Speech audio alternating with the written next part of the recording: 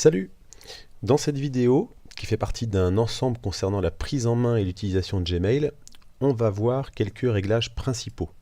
Alors, on va voir entre autres comment changer la densité d'affichage, comment changer le thème général de Gmail, comment configurer la boîte de réception et comment ajouter des adresses email supplémentaires ou des alias pour pouvoir écrire en choisissant l'adresse d'expédition. Alors, on va commencer avec la densité d'affichage.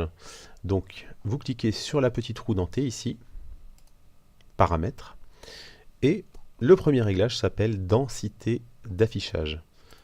Alors, il y a trois modes proposés, donc le mode par défaut, le mode normal et le mode compact. Alors, vous avez un aperçu ici en haut de ce que donnera le mode sélectionné.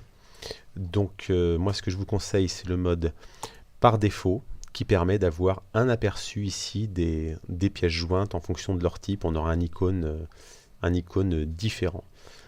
Donc les autres modes, vous voyez, plutôt que d'afficher des aperçus des différents types de pièces jointes, on aura un trombone avec le mode normal, et le mode compact, on aura la même chose mais en plus serré. Donc je vous conseille vraiment le mode par défaut. Vous cliquez dessus, vous cliquez sur OK, et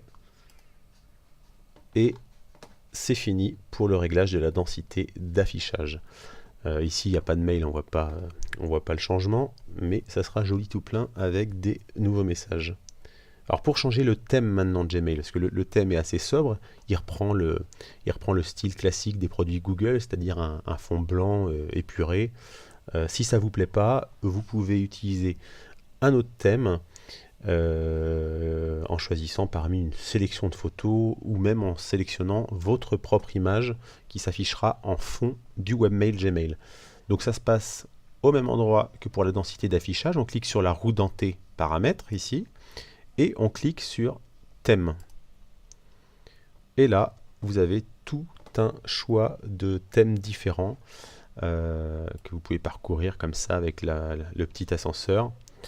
Il y a des images carrément ici.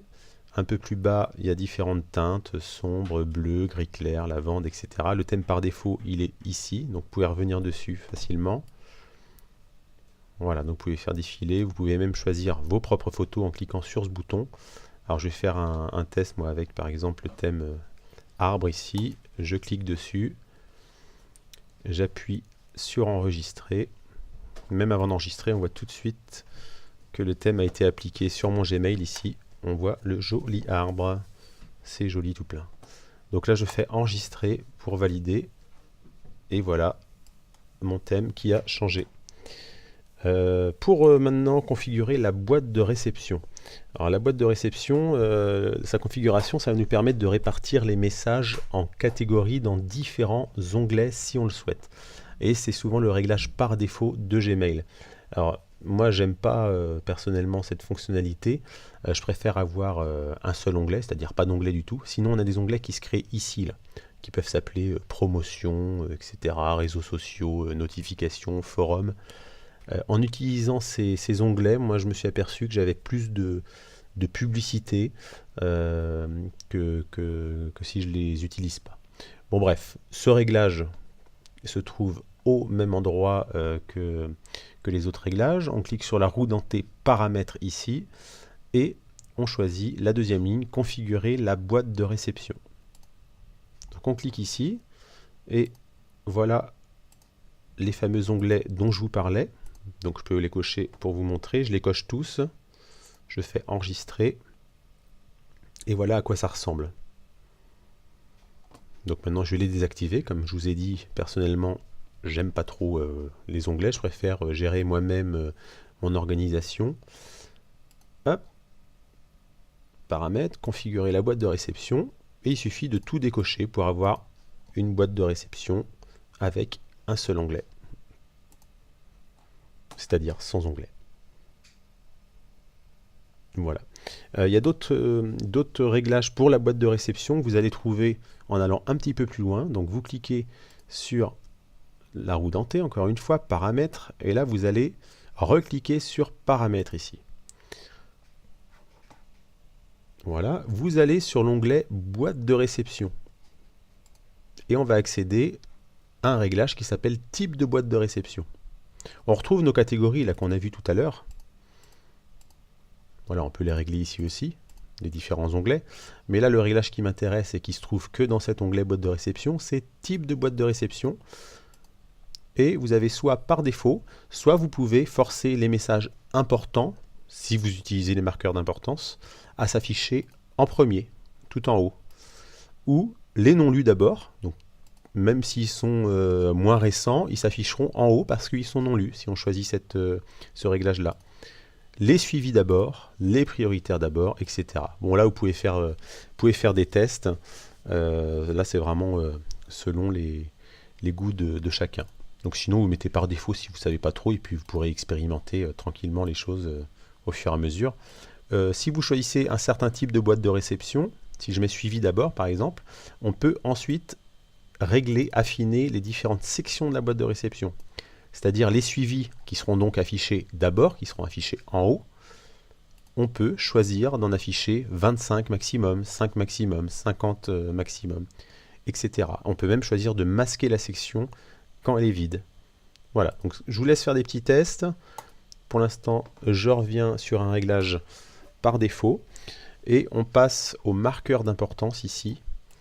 Alors, les marqueurs d'importance, en fait, ça permet de laisser Gmail analyser vos messages et puis en fonction de pas mal d'analyses, de pas mal de critères, il va considérer certains messages comme étant importants. Ça peut dépendre du destinataire, de l'objet du message, de tout un tas de critères, voilà. Et c'est lui qui les considère comme importants ou non. Alors perso, moi je préfère considérer moi-même les messages comme étant importants ou non. Donc moi j'ai choisi de mettre aucun marqueur déjà pour les messages signalés comme importants. Et en plus j'ai choisi de ne pas identifier les messages importants d'après mes actions précédentes. Voilà.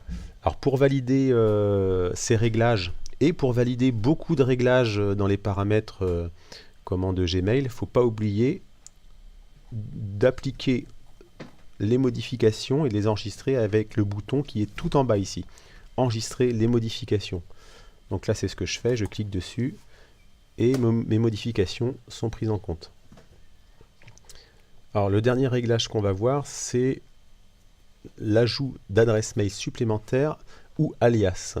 Alors si vous avez plusieurs adresses email et que vous souhaitez les utiliser en tant qu'adresse d'expédition, c'est-à-dire que là mon adresse principale elle s'appelle legeekducerisier@gmail.com.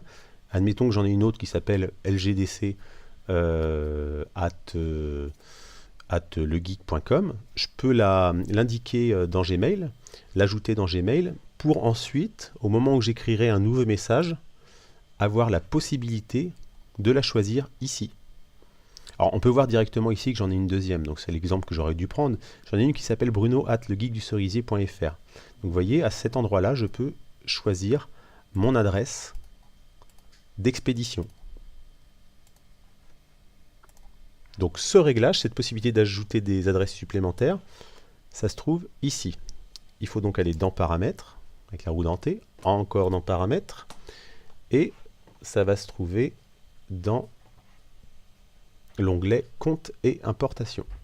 Donc vous cliquez ici, et on a la section ici qui s'appelle Envoyer des emails en tant que, et ça nous indique bien que c'est pour utiliser Gmail pour envoyer des messages avec d'autres adresses email. Donc on a notre adresse par défaut qui est celle du compte Gmail ici. Voilà, et on peut en ajouter d'autres. Donc pour les ajouter, il suffit de cliquer ici, ajouter une autre adresse email. Donc on voit qu'ici, moi j'ai ma seconde adresse email qui est ici.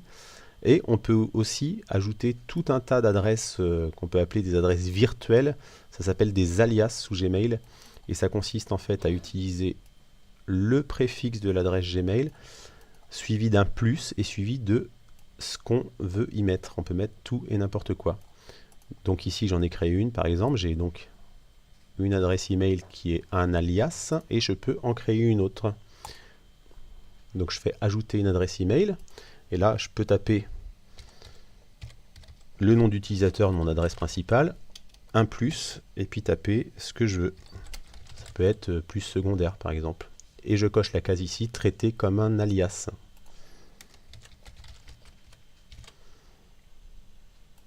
Étape suivante, et voilà. mon adresse est créée. Donc ça, c'est voilà, c'est pas des vraies adresses email, c'est des alias, mais ça peut permettre de créer différentes catégories de mail, et ça peut permettre surtout de créer des signatures différentes en fonction de l'adresse d'expédition qu'on choisit. Ça, on verra ça plus tard. Voilà, c'est terminé pour ce chapitre. La prochaine fois, on verra comment créer un nouveau message et comment utiliser toutes les actions possibles dans la fenêtre de rédaction d'un nouveau message. A plus!